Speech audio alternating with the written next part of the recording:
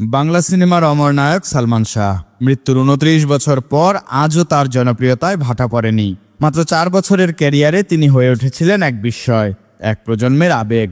Cinema style, সংলাপ কিংবা পর্দায় উপস্থিতি সব দিক থেকেই নিজেকে ছাড়িয়ে গিয়েছিলেন তিনি। প্রতিভার পাশাপাশি ভীষণ একরোখা ছিলেন সালমান শাহ। অকালে চলে যাওয়ার পেছনে সেটিও ছিল অন্যতম কারণ।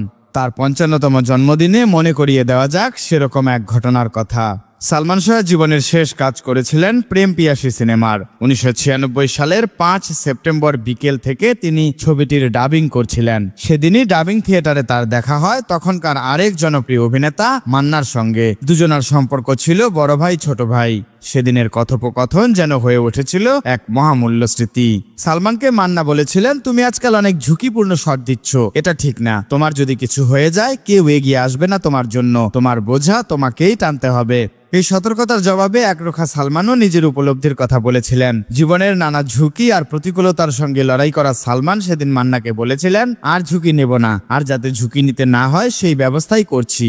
ঘটনার কয়েক সপ্তাহ আগে শাহ আলম কিরণ পরিচালিত শেষ ঠিকানা ছবির একটি মারপিটের দৃশ্যে অভিনয় করতে গিয়ে মারাত্মক আহত হয়েছিলেন সালমান শাহ। ঝুঁকিপূর্ণ সেই দৃশ্য থেকে তাকে বারবার বিরত রাখতে চেয়েছিলেন ফাইটিং ডিরেক্টর মোসলেম ও পরিচালক নিজেও।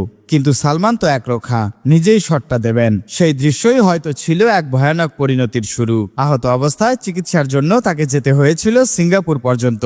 ১৯৯৬ সালের ৬ সেপ্টেম্বর চলে যান সালমান, অথচ সেদিন ছিল তার ২৫তম জন্মবার্ষিকী। মাত্র ২৫ বছর বয়সে বাংলাদেশকে কাঁদিয়ে একরোখা সালমান চলে যান। মৃত্যুর পর একের পর এক মুক্তি পেতে থাকে তার অভিনীত সিনেমাগুলো।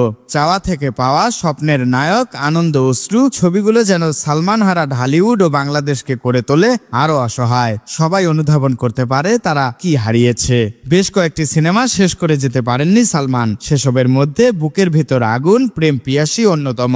অন্য অভিনেতা ও ডামির মাধ্যমে ছবিগুলো শেষ করতে হয়েছিল, তবু দর্শকের চোখে সেই দৃশ্যগুলোতে ছায়া হয়েছিলেন সালমান শাহ। আইজামান চমক, নিউজ ডেস্ক, ঢাকা।